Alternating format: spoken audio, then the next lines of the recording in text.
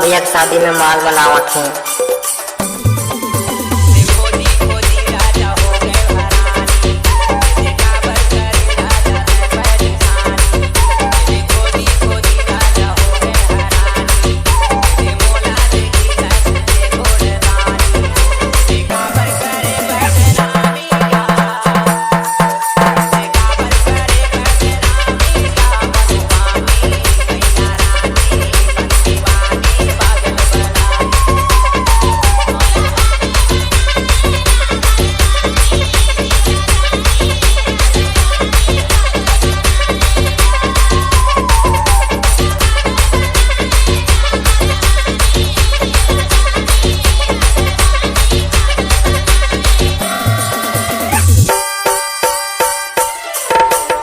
तो मुन्ना बाबू का आइटम है, कैसे लगता है?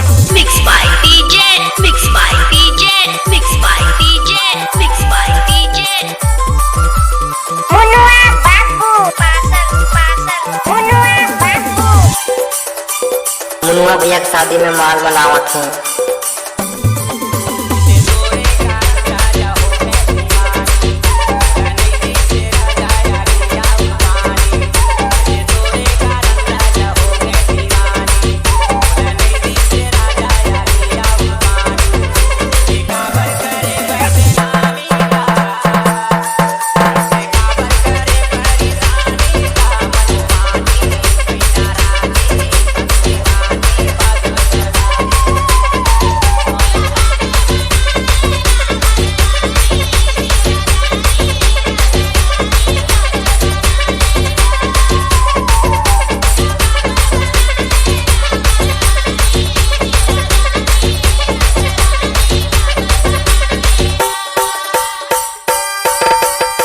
तो मुन्ना बाबू का आइटम है, कैसे लगता है?